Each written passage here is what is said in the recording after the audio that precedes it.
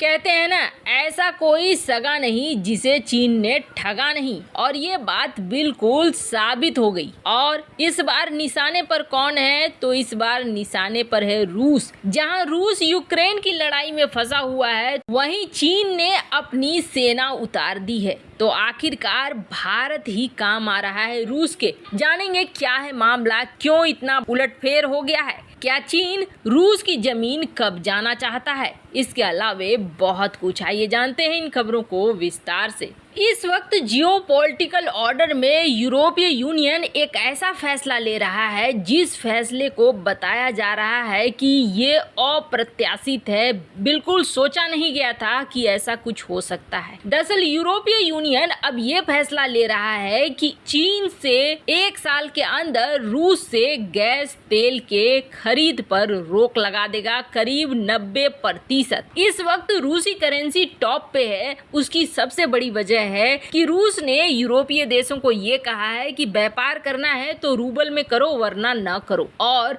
मजबूरी में यूरोप के देश गैस के लिए, तेल के लिए रूबल में व्यापार कर रहे हैं रूस के साथ, और यही वजह है कि करेंसी है टॉप पर। इसकी परफॉर्मेंस इस वक्त भी बहुत अच्छी है, भारत से भी अच्छी परफॉर्मेंस है, लेकिन ये बहुत समय तक नहीं रहेगा, ये भी हमने आपको बताया था, क्योंकि यूरोप का एक्शन अब पड़ रहा है रूस के ऊपर भारी। क्योंकि 1 साल के अंदर अगर शिफ्ट हो जाता है यूरोप गैस और तेल के लिए किसी और सोर्स पर जो कि अवेलेबल है, कुछ दाम ज़्यादा लगेंगे जो कि ओपेक के अन्य देशों से ले सकता है, ऐसे में दिक्कत हो जाएगी रूस को अब तक एडवांटेज सिर्फ इसलिए मिल रहा था क्योंकि यूरोप में जो पाइपलाइन बने हुए हैं, जो गैस के और तेल के संचार के माध्यम बने हुए हैं, वो काफ़ी कुछ हद तक बना हुआ है।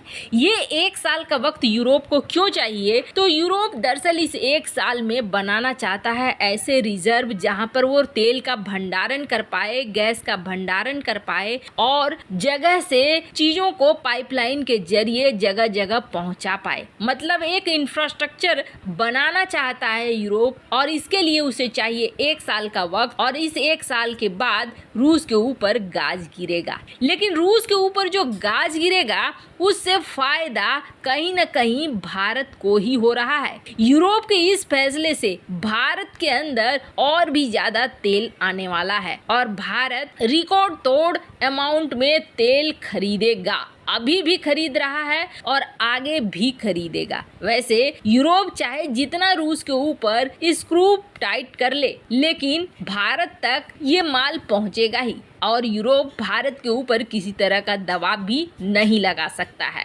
जहां तक ये भी खबर आई कि चीन भी चोरी छुपके ही सही, बिल्कुल खुलकर भारत जैसा सामने नहीं आ रहा है, लेकिन रूस से क्रूड ऑयल खरीद रहा है। पर भारत ने तो दुनिया के सामने दिखा दिया है कि वो क्रूड ऑयल को खरीद रहा है। पर इन सब के बीच एक चीज बड़े चर्चा में आई, और वो चर्चा में आई है कि कुछ भारतीय हैं जो रूस में हैं और वो रूसी सेना को मदद भेज रहे हैं। दरअसल रूस में एक इंडियन कम्युनिटी है जो कि रूस के सोल्जर्स के लिए, सेना के लिए भेज रहे हैं काफी कुछ मदद। अभी तक इस कम्युनिटी ने 2 कंसाइनमेंट भेजे हैं जो दवाओं के हैं, इनिशिएटिव ऑफ दिशा के नाम से, रशियन इंडियन फ्रेंडशिप सोसाइटी के नाम से। वैसे आपको बता दें, इस कम्युनिटी को बनाया है रामेश्वर सिंह, जो कि इंडियन ओरिजिन जर्नलिस्ट भी हैं और रूस में बिजनेसमैन भी हैं। इन्होंने मेडिकल सप्लाई वगैरह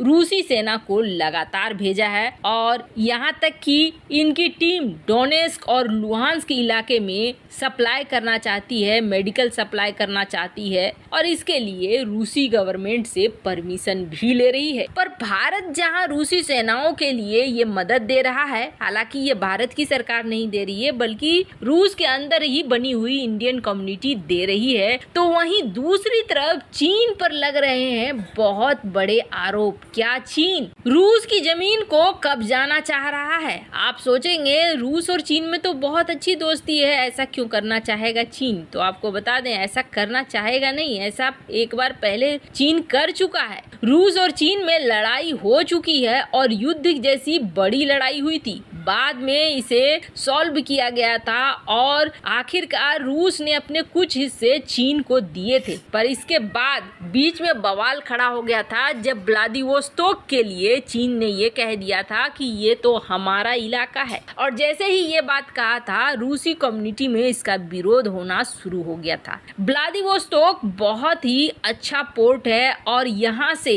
रूस का व्यापार बहुत ज्यादा होता है। इस पर नजर चीन की है। वैसे रूस से जो चीन की सीमा लगती है उस पर बहुत ऐसे इलाके हैं जहाँ चीन अपना दावा ठोकता है। ऐसा कोई जगह नहीं है जहां चीन ने अपना दावा नहीं ठोका है, चाहे वो रूस ही क्यों ना हो। रूस को भी नहीं छोड़ा है। हालांकि दोनों ही कम्युनिस्ट देश हैं और ऐसे में माना यह जाता है कम्युनिस्ट भाई भाई। और पिछली बार जो युद्ध हुआ था उस पर रूस ने भी यही बात कही थी कि हम आपस में नहीं लड़ेंगे, हम आपस में समझौता कर लेंगे। लेकिन अब ऐसा लगता है जैसे रूस यूक्रेन युद्ध में फंसा हुआ है और धीरे धीरे कमजोर हो रहा है। रूस के कमजोर होने का फायदा अब उठा रहा है चीन। ऊपर से चीन भले ये दिखाए कि वो रूस के साथ खड़ा है, पर अचानक से आप जरा सोचिए, चीन मिलिट्री ड्रिल करता है। अगर ताइवान की सीमा पर कोई बात नहीं है, ताइवान के साथ पंगे हैं। भारत की सीमा पर, वहां पर भी कोई बात नहीं है, भारत के साथ पंगे हैं। लेकिन अगर मिलिट्री ड्रिल शुरू कर देता है रूस की सीमा पर,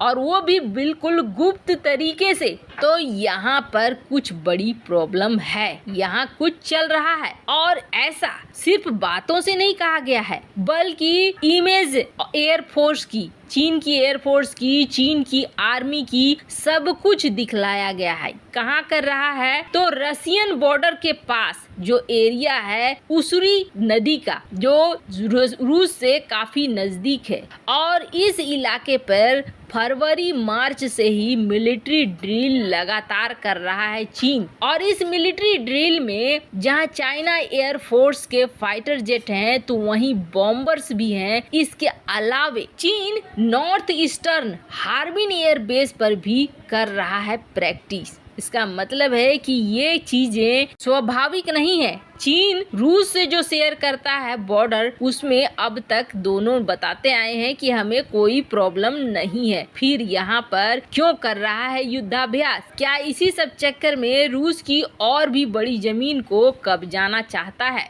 आपको बता दें, मार्च 1969 में चीन ने रूस को सरप्राइज दे दिया था जब दमन स्काई आइलैंड पर अटैक कर दिया था और 31 सोवियत बॉर्डर गार्ड को मार दिया था। इसलिए आप इसे कोई आसान चीज ना समझे। ये छोटा सा आइलैंड बना था रूस और चीन के बीच बहुत बड़े झगड़े की वजह। और ये आइलैंड है कहाँ? ये उसी उसूरी रिवर में बीच में है। और एक बार फिर यहाँ पर कर रहा है बड़ा मिलिट्री एक्सरसाइज। क्या अब रूस की जमीन भी कब्जाएगा चीन? वैसे आपको क्या लगता है, क्या चीन इस दिशा में बढ़ सकता है? कमेंट कर अपनी राय जरूर बताएं। जल्द मिलते हैं अगली वीडियो में नई खबर के साथ।